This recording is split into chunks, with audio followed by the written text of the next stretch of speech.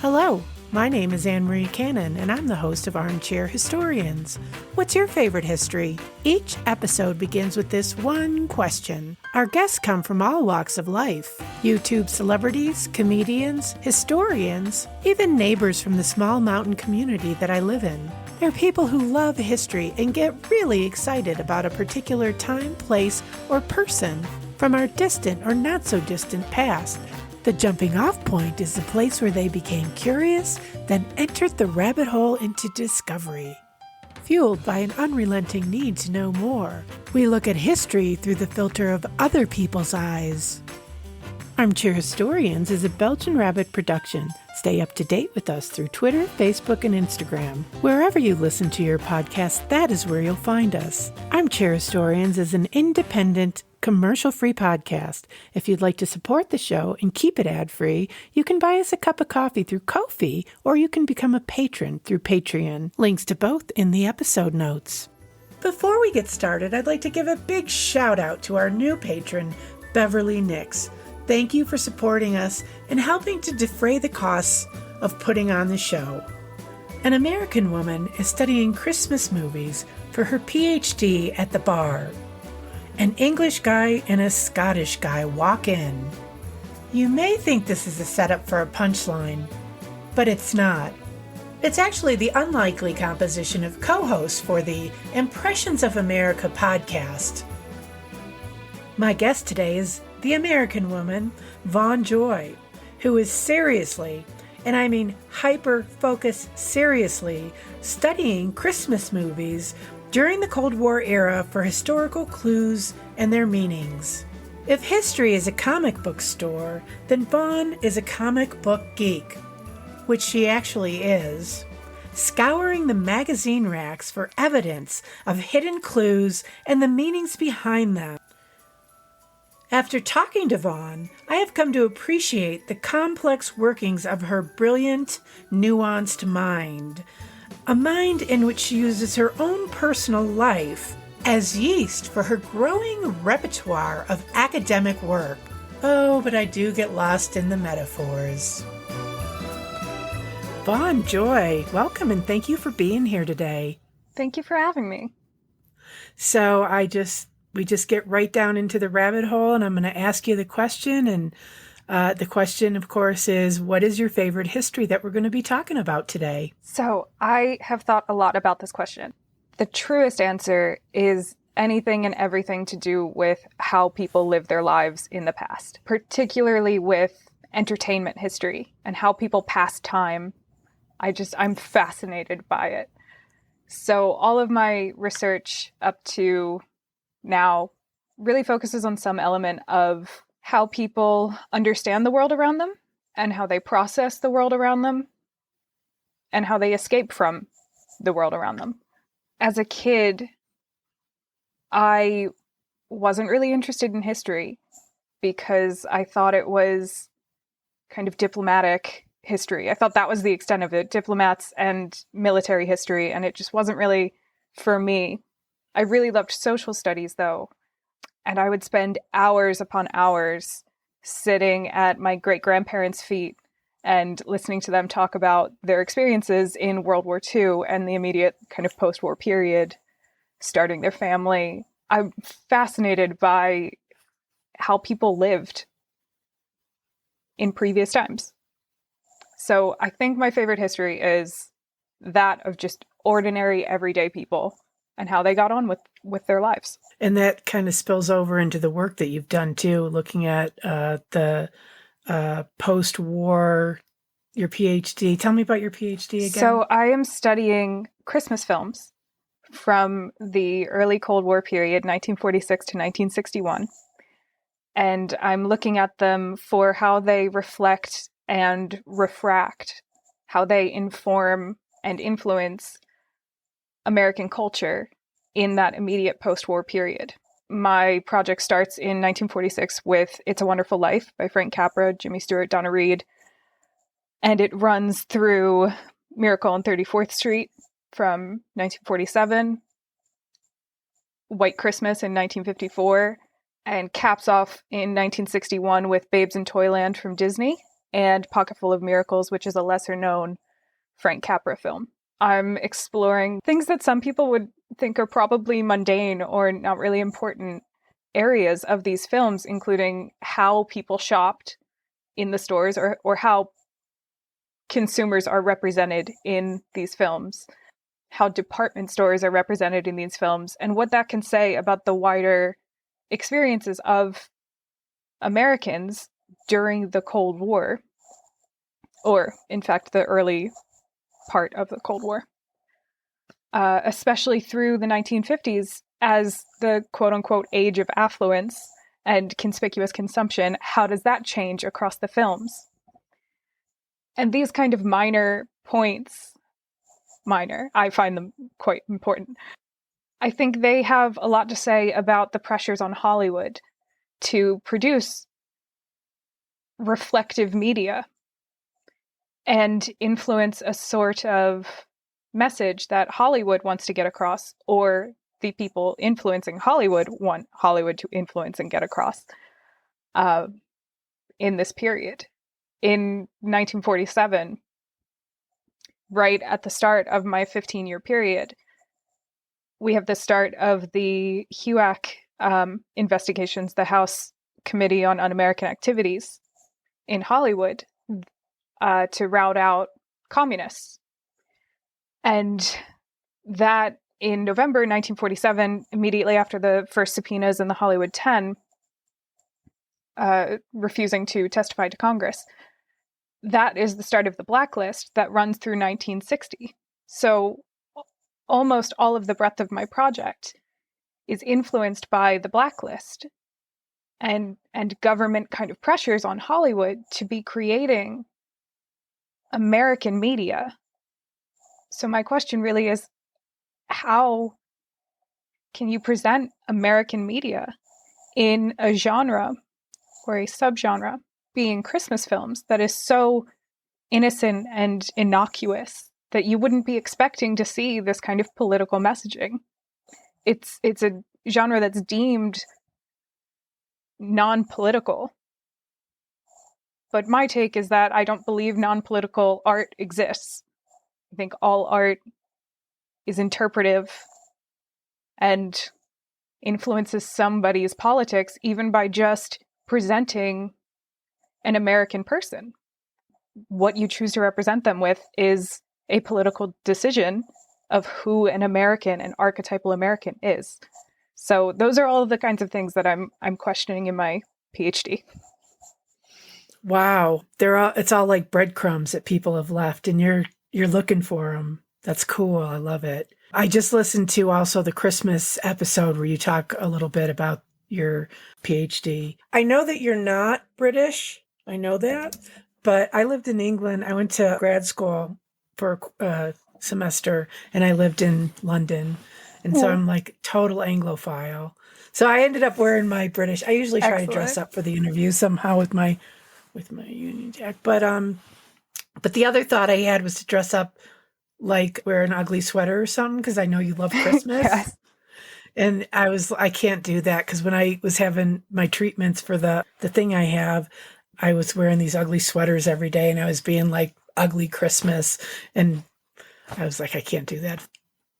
So yeah, you live in London. That's right. How did you end up there? So this is kind of crazy. My research has gone through so many different phases because I'm interested in just kind of everything. Like I said at the start, just how people live their lives. And that covers a huge umbrella. So I'm from Philadelphia originally. I grew up just outside of it, and then I went to undergrad in Philadelphia at LaSalle University. And I did 2 bachelors at the same time. I did one in early American history and one in classical languages. And then I kind of rolled the dice to see which one I wanted to go to grad school for. And on the back of my Greek textbook that I was using that year, it had a little bio about the author, and it said that he went to Trinity College Dublin. And I was like, I'm going to go there. So I applied on a whim, didn't think I'd actually get in, and got into Dublin, and I got into another school in the States, and financially it made more sense. It was cheaper for me to move to Dublin than to stay for university in the States. So I did a master's in classics, and I wrote about demonology. Yes. I was going to ask you about that. I have a note about that.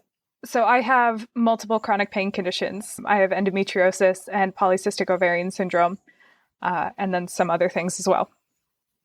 And that has become a very important part of my life to explore and understand and research. And the ancients actually had a word for endometriosis, which was very surprising to me because today's doctors don't know much about endometriosis. So the fact that the Greeks were about on par with modern technology in women's healthcare was really striking for me. So I dug into that a little more, and my thesis was on mental escapism for women who had reproductive diseases in the ancient world. And the way they escaped from them was by creating myths about demonesses who would attack women's reproductive areas. So that thesis looks at all of the literary and mythical references of these demonesses and their attacks, and then maps those onto the symptom profiles from early medical texts, like the Hippocratics and Soranus and Galen. And that was a really important project for me to kind of connect with these people who have this disease that I have. And I was diagnosed with it at 16. I've had it for about a decade, or I've been diagnosed with it for about a decade. And it's been a struggle for me because some of my doctors don't understand it. I've had upwards of 30 specialists in the last 10 years.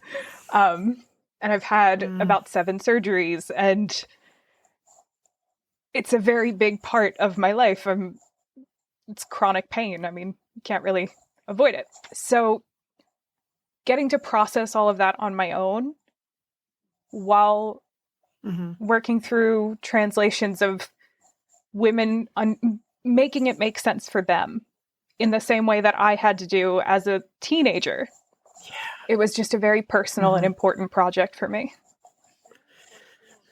That is so cool, because like the sense I'm getting is that you were connecting with those women in ancient times.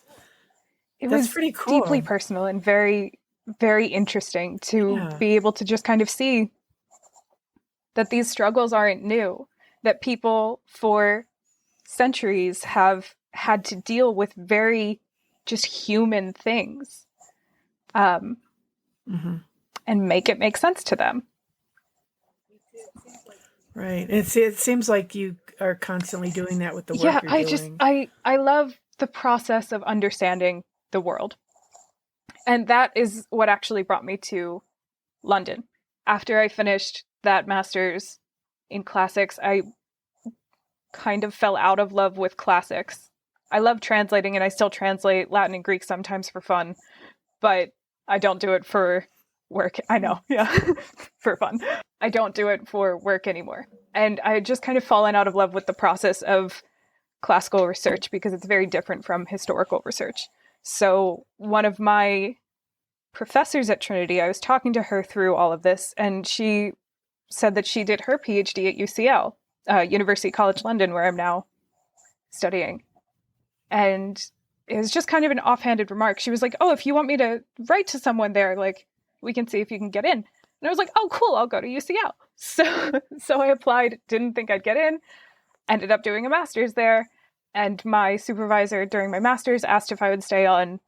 When I told him I was interested in doing a PhD, he asked if we could work together. And now we are working on Christmas films. And that master, No, go ahead. I was just going to ooh and ah. That's what I do.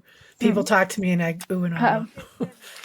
And it's genuine. And I usually have to edit out a lot of the, oh, wow, that's cool. Oh, amazing. So just know that it's coming from my heart. That master's in is in history, just broadly. And I really was torn on that one too, about what I would focus on, because I started it wanting to study music. I'm a massive Beatles fan, like an absurd Beatles fan. Oh, well, you're in the right place. And I wanted to write about the Beatles. I actually also applied to University of Liverpool, but ended up coming to UCL instead. I really wanted to study that, but I had come across a comic book about the goddess Venus. And the comic book is from 1948 in the immediate post-war period. And my curiosities about the post-war period kind of peaked because I hadn't worked specifically with that period before. My undergraduate thesis was on comics and cartoons that that represented racism towards South Asian communities from 1920 through World War II.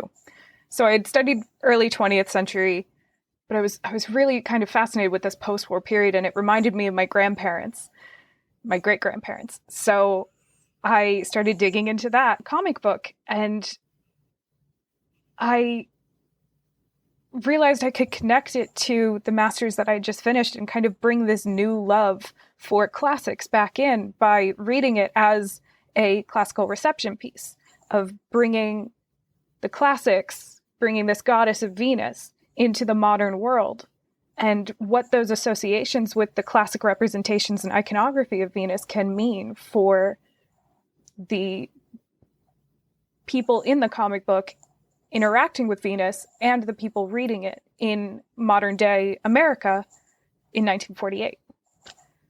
So that thesis was a lot of fun. I got to read a lot of comics for it.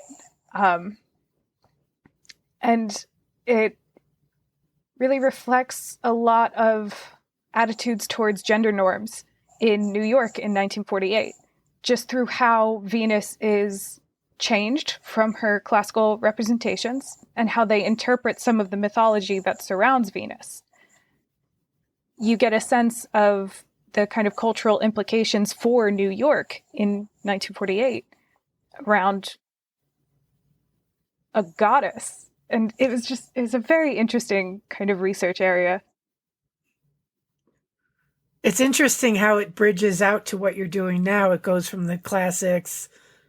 Yeah, that's interesting, the trajectory of your studies. Yeah, it's all just kind of waterfalled together and exploring different things. Yeah. And that was another thing for me about this kind of escapism from the modern world and how people process life, because I was a comic book kid. I still am. I read a lot of comics. And thinking about how people consume their entertainment and their media, how kids read comic books today, it's a fascinating thing for me to think. There was a kid reading this comic book and getting their own ideas 60 or so years ago, 70 years ago, I guess. And it just, I don't know, there's something about just kind of connecting with someone in the past, reading the same thing they would have read, and trying to picture yourself in this previous time. How would you have consumed this media? Or why would you consume this?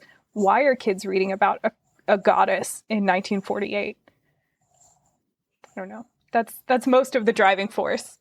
Yeah, no, I'm armchair historians. I'm not a historian. I dabble in history. I do tours. I've curated exhibits, things like that. I just love to talk about history, and I don't talk about it like you guys on your podcast. You're all incredibly intelligent, but the thing that I like about it is that I understand what you're talking about. And sometimes I think that historians tend to make history like there's a sense of ownership and gatekeepership, and I've always felt locked out of it. I like the energy that comes from the dialogue of people who are passionate about history wherever they're from. I've interviewed historians. I've interviewed, YouTube celebrities. I like the energy that comes from it and the passion. And what I like about your studies is that what I'm hearing you say is there's not that wall between you and what you're doing and what you want to know. And it crosses over, it permeates your life and your interests and your own personal experiences. And I think that a lot of times that's lacking in scholarly work. And that I'm really intrigued by that fact and the way that you talk about your research and the way that you guys make history that I don't know about accessible. I love your podcast. And we can talk about that either now or later or whatever, but Impressions of America podcast. I think that's how I found you. Thank you so much. I really appreciate that. We can talk about the podcast in a moment, but the gatekeeping of academia, I think, is a very important issue that is happening, especially right now. I won't get too political on your show, but I think I'm happy. Cool. You can do Okay. whatever you want. So I think that with a lot of presentations of history and what facts are in recent years, history has never been more important to get across to average people who want to know about the world around them. And the gatekeeping in academia and making it difficult to understand so that only a person of a certain educational level can access it, I think is just abhorrent. History, the reason we write and research history is to better our understanding of the present so that we may make a better future. In my opinion, at least. I don't think that studying history should ever be something that is flaunted as like higher class or whatever. I think that that's pretty abysmal to gatekeep knowledge that is important to our society, for individuals to be well educated on the issues that matter, both today and in the past, to make better decisions going forward. So I do study history that is very deeply personal to myself. That's one of the macro kind of concepts of my thesis now, is how is media subverted with a particular government message? How can Hollywood, specifically in this thesis, inject messages into allegedly non-political media? And I think that that's something that we need to explore in the modern world, of how are messages being presented? How are they being portrayed in ways that are unsuspecting to an audience, so that they walk away with a particular view in mind of what it means to be American? And that for me is a very political reason for me to be doing the work that I'm doing, because of recent years. But then I also have the personal connections of, I love Christmas films. I grew up with these films. I love that part of it too. It's like so intense, and we're looking for all these hidden clues. I love Christmas. but there's a way that we can interact with something that we love so much, and kind of dig through it to understand it even better. And I think the messages of this is how Hollywood can inject media can inject messages into media, and how do we interrogate certain media to understand the messages that are being pushed? I think that's a much easier pill to swallow with Christmas films as your case study. So I appreciate you saying that our episode, and from what I'm saying about my work, it seems accessible, because that's really a huge goal for me, is to not gatekeep at any point in my conveyance of information and history. So thank you. Sure. Well, so I was thinking about going back to the messages in the movies, Hollywood. Now, do you think that the messages are purposeful, or Do you think that the whoever wrote the movie, the producers, whatever, or they're trying to please the government, how do you think those things got put in there? Are they more subconscious even to the people who create it? So that's a big question in my work, is kind of how did this happen and why? And it's very difficult to know a lot of the time, because films, especially in that period, had hundreds of people working with them. And scripts would go through so many different iterations, and not every script writer is credited or in the production notes. So it's difficult to kind of pinpoint who and when and why. But a lot of the messaging, say with Macy's in Miracle on 34th Street, Macy's had a say over how they were depicted in the film. To use their images to film in the 34th Street Macy's in New York, they had a contract to make sure essentially that they were presented well, that it was kind of propaganda for the, or not propaganda, but advertisement, publicity for Macy's. Yeah. And that kind of influence on the film really promotes commercialism and consumerism in very positive ways. Macy's has a lot. R.H. Macy literally says that Macy's is the store with a heart in the film.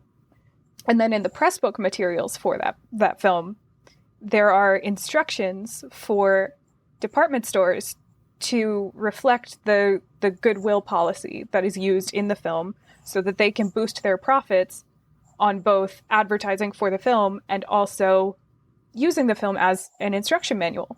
Because in the film, without getting too much into the plot, the store Santa Claus is telling shoppers to go to other stores that have better prices, and that in turn makes those customers more loyal to Macy's for their honesty. It makes this kind of personal connection with Macy's, that they were willing to send me to another store, so I owe them my customer loyalty. And the press book materials for the film are instructing department stores on how to do that exact thing to boost their profits and customer morale. So there are hints throughout the kind of production notes, the press book materials, interviews with directors and actors after the fact about their films that hint towards how these messages got put into the films. Interesting. Wow. So you're really attacking it from all angles. With the blacklist material and the anti-communism, this is one of my favorite topics. I think it's so fascinating. There was a pamphlet by Ayn Rand in 1947 for the Motion Picture Alliance for the Preservation of American Ideals, the MPAPAI, that was a list of 13 things to not do in your films to keep them from being communist subversion. So there were things like, don't idolize the common man, and don't smear financial institutions, don't smear political institutions, things that would make it more American and anti-communist. Wow. And in some of the films after that pamphlet was released, you can see some of those kind of ideas.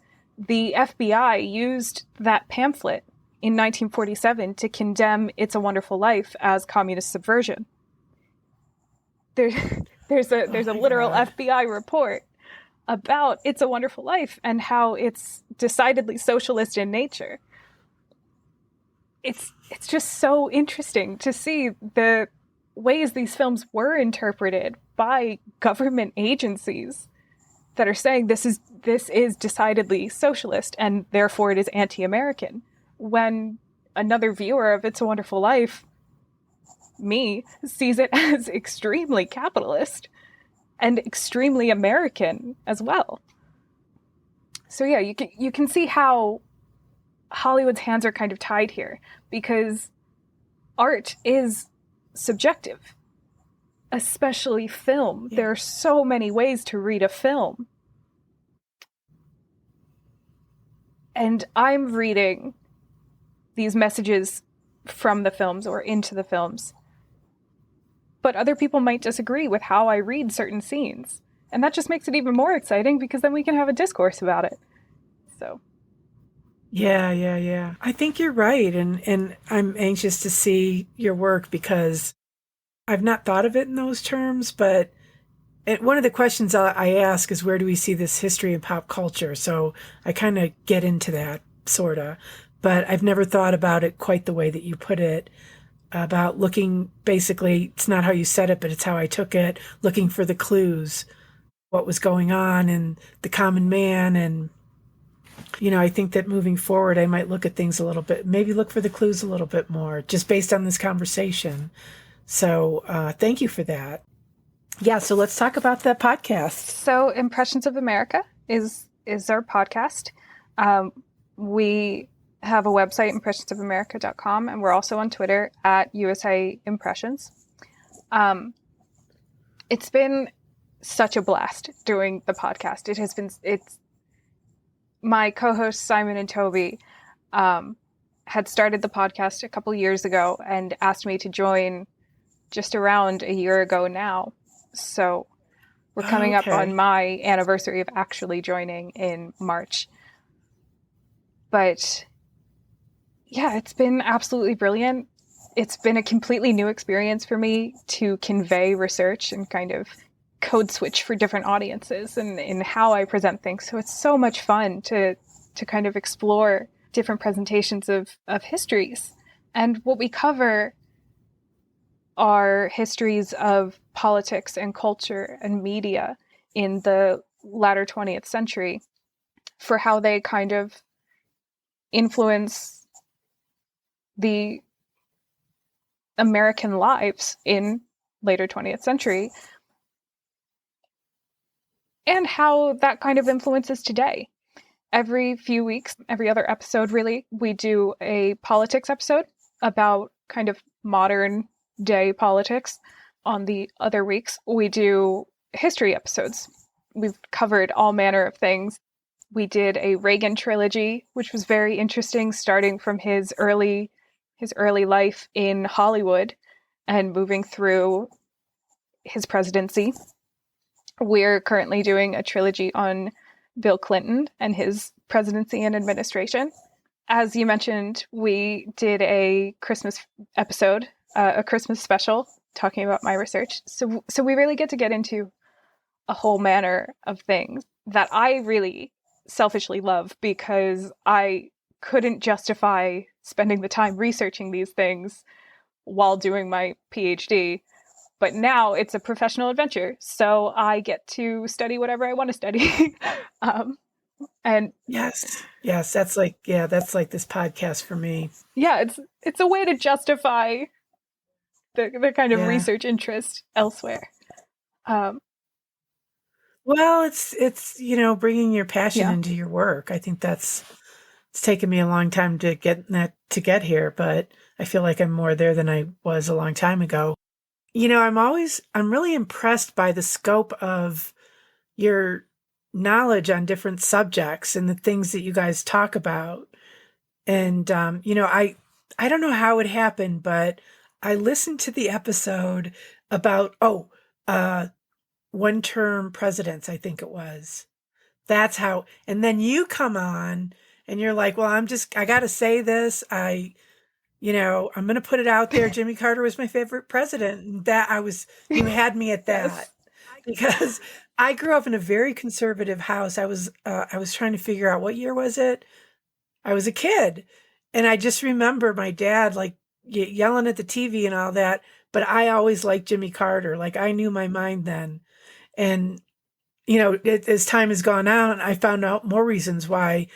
As a human being, just a decent human being, I loved him. And then I was like, that's when I got really. Then we started talking on Twitter. And that's how that happened. And then I started listening to more of your episodes. And I'm really impressed with the scope of the knowledge of all of you. You all come with different kind of perspectives, which makes it interesting. And I love that you're like this American woman. And then you got the Scottish guy. And then you got the English guy. And the fact that they're so knowledgeable about, the United States, way more knowledgeable than I am.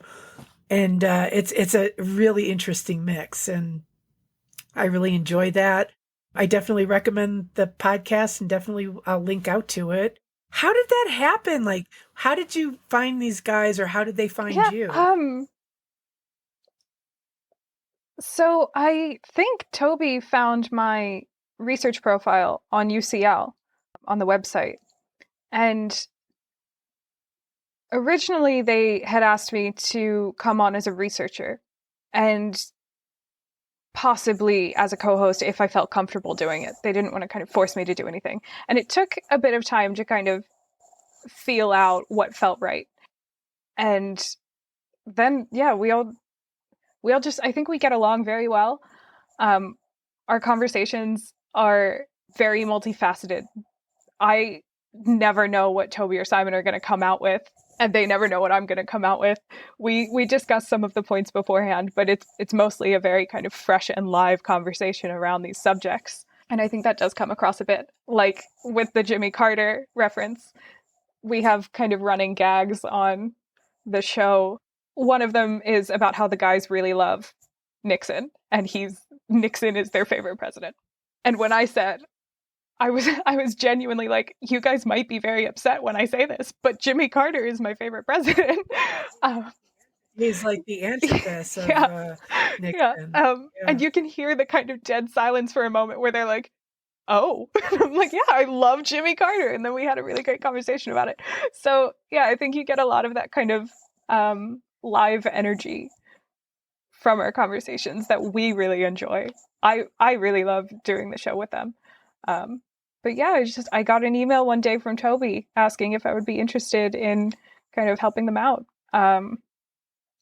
with research, and then it has just kind of blossomed from there. I'm grooving on it. I like it. That's great. Where do you live in London? Camberwell. It's just south of Waterloo. I lived on Gower Street, right around from the British Museum. At UCL. Like that's UCL's campus is on Gower Street. Yeah. Oh, wow. Yeah. Right across the street from where I think Charles Darwin had an apartment with his wife. Oh, that's so cool. I live right the Janet Poole house. Yeah, I know exactly where that is.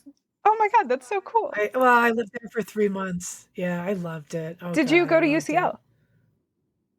No, I went to American school, university, but I did my research there because I was writing a work of historical fiction, and it takes place in 16th century, pretty much London, but in England. And so I was doing research. That was, it was great. So cool. I loved it. Yeah, I miss it. How long have you lived there? 3 and a bit years. I moved here in September 2017. Have you been able to come home since COVID? Not since COVID. No.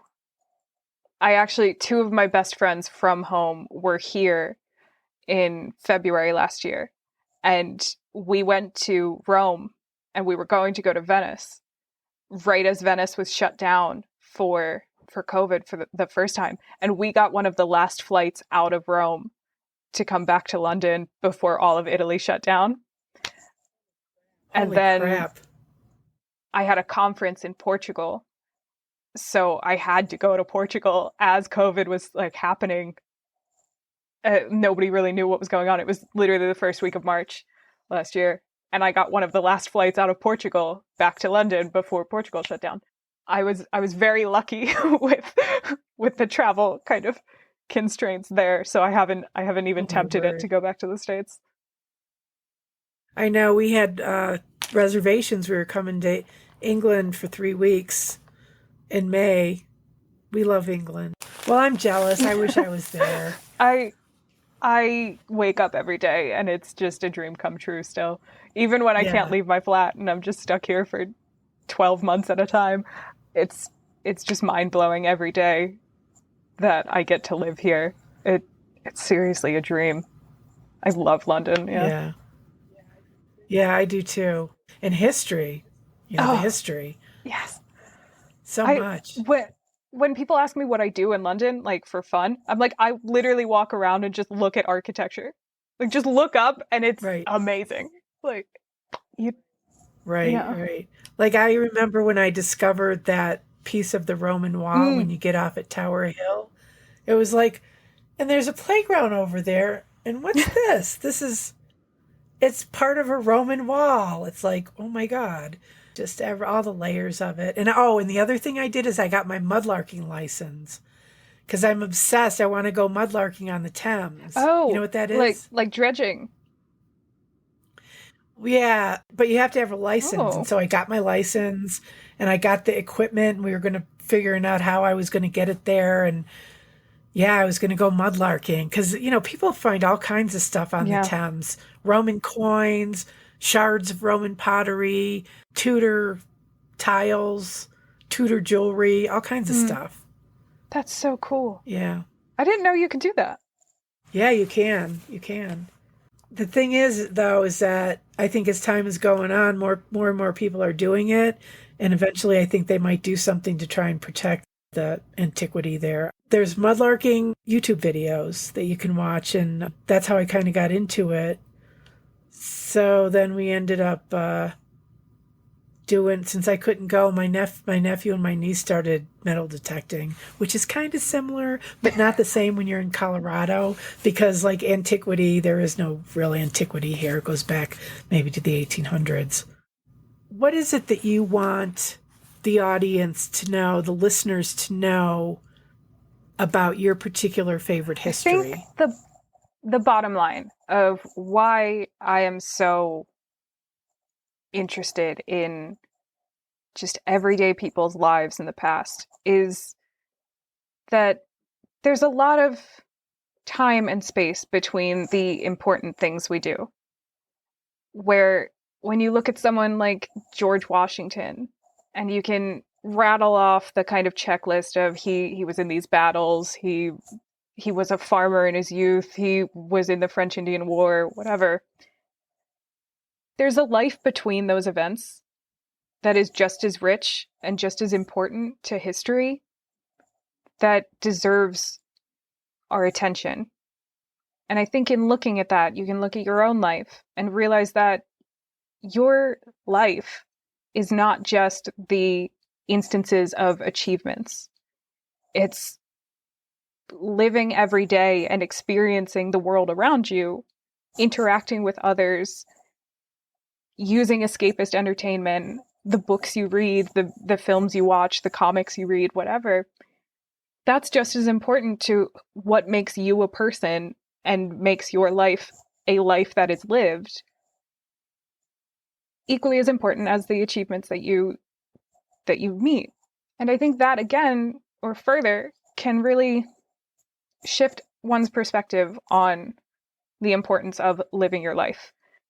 We look at the past, and in so much time travel media, it has this like butterfly effect of if you change one thing in the past, then it drastically alters the future. And I don't think enough people relate that to the present. That if you change just one thing in your own present, you could drastically alter your own future and the future of others. Because we have so much control over the narrative of our own lives. And I think that's really brought out from looking at the kind of negative space, the time when important things aren't happening in other people's lives in the past, that we can kind of get to that point of understanding the importance and revering the importance of the time that we spend not hurtling towards a goal, or the time spent working towards an achievement without it just being the achievement itself. Does that make sense? Profound, very profound. Yeah, powerful. Thank you. Thinking of anything else to ask you? I feel like I've gotten so much out of this conversation. Now, tell me the truth. Do Toby and Simon are kidding about Nixon being their favorite president, right? Yes. um, yes, they are kidding. It is sarcasm In a way. in a way. for entertainment purposes, maybe. I don't know. I think the character and person of Nixon is something that they might enjoy more. They're going to tell me if I'm wrong about this too, but I don't think that actually the policies are. I don't think Nixon is their favorite president. Okay. Well, one of my earliest memories was sitting on my dad's lap. Like I said, my dad was a diehard Republican. And the only time he voted Democrat was for Kennedy because he was an Irish Catholic, my dad was Irish Catholic. And he regretted it. But I do remember sitting on his lap as a child watching the inauguration of Nixon. I had no idea what was going on. I just remembered how happy my dad was. And the first time I ever saw my dad cry ever in my life was the day that Nixon resigned. Oh, wow. And that's the house I grew up in. And yet when Jimmy Carter comes along, I was like, I like him. I like Rosalind's boots. Like, I just remember her boots. They were just real people. Yes. Yeah. And I remember him saying, I have lusted in my heart. I was like, yeah, dude, we all have. Yeah. But yeah, I'm a big Carter fan. Yeah. He's great. He put solar panels on the White House. Come on. I know. And what really excited me is we were having our dialogue and I posted that picture of him and Roz on New Year's Eve. And I put that picture and I said, sigh, and that they actually liked it. His library liked it. That was like, oh my God. I was so stoked about that. All right. Well, thank you so much for your time and sharing your history and everything. And I love what you're doing and keep doing it. I'm really looking forward to your future work. Have you written a book? Well, funny you should ask, actually.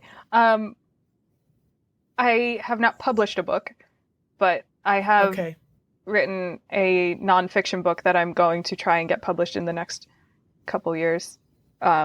Interesting. About my life. A memoir? Yes, kind of. Like an autobiography. Yeah. A lot about most of the things that we just talked about. You are a busy woman. I do not know how you do all this and yet still struggle with your physical issues. Like, how do you accomplish all that? Like, it makes me exhausted just thinking about it. I think I do it in spite of the pain. Yeah. But yeah, I don't know where it comes from. I do a lot of stuff though, and I think